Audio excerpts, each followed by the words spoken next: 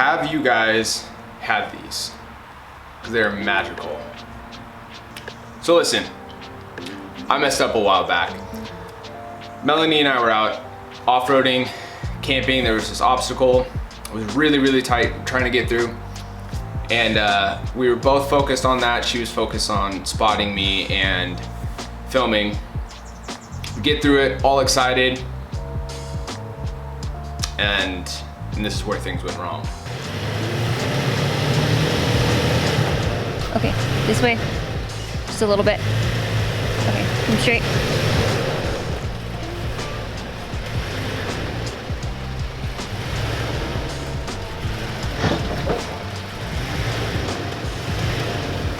I didn't know there was a route I was coming down on. Yeah. So this was the result of my incompetence.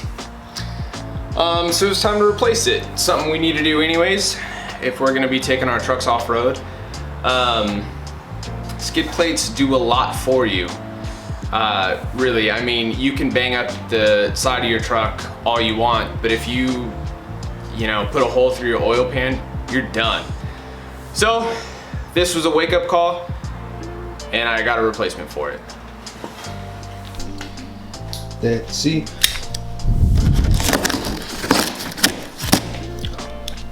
Damn it, I hate when staples are hidden underneath the tape. This messes up my knife.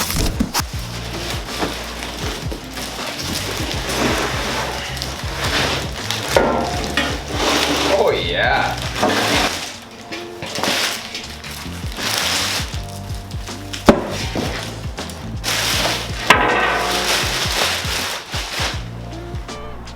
So the RCI skid plate's what I ended up going with. At the end of the video, I want to talk why I chose RCI instead of CBI or anything else. But let's get this installed first. All right, so I have both the skid plates off now, which consisted of 8 12mm bolts, super easy to drop.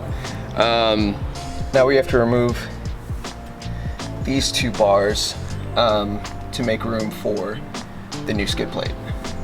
There are 2 bolts here, and then 2 bolts in the back right here, and there's on this bar 1 up here and 2 back here, so there's 7 total, and they're 18mm heads, so I'm gonna get those off real quick. Okay, so I got the bars removed, and some of those bolts are gonna be reused. But everything is clear and ready for the skid plate to go in.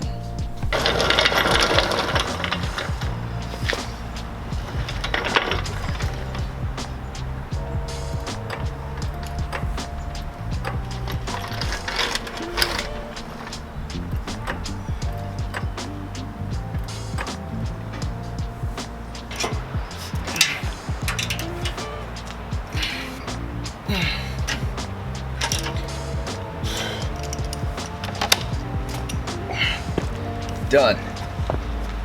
All right, so the RCI skid plate is installed. Super easy, super straightforward. It took me maybe 30 minutes. It was cake. I also realized I didn't really tell you guys what specifically I ordered. So it's an RCI front skid plate. It's steel, it's 3/16" steel. I went with steel instead of aluminum because while I could have saved a lot of weight with aluminum, I kind of view aluminum skid plates as like a one-time use type of a thing. Aluminum skid plates they don't slide really well. They end up chunking, and people can get like stuck on something because it's such a soft metal. At least that's what I've heard. I don't have experience with it, but it makes sense to me. I know it's a soft metal. So steel just holds up a lot better if you're actually bashing it on stuff. So that's why I went with the steel. I went with RCI because first of all, people had recommended it to me. They said they really liked working with RCI, and they liked what the company stood for. But the other one I was considering was CBI, and if you look at the weight between the two, the steel CBI, which is still 3/16 steel, is 85 pounds. This The RCI steel 3/16 is 44 pounds. So there's a massive weight savings going with the RCI over the CBI. Granted, I think the CBI offers maybe a little bit more protection. They seem to flare out kind of in the center by the control arms, and they kind of like dip up like that, which I did really like, but they're also quite a bit more expensive. They were $250 more than what I paid for the RCI. So I'm excited to finally have some actual armor on the truck.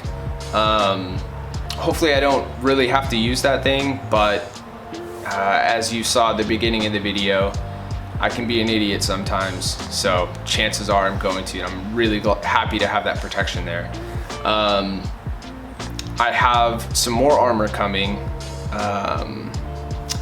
but there's a pretty hefty lead time on it, so I don't know when I'm going to be getting the next thing in. Anyways, if you like this video, like, comment, and subscribe, and I'll see you guys in the next one.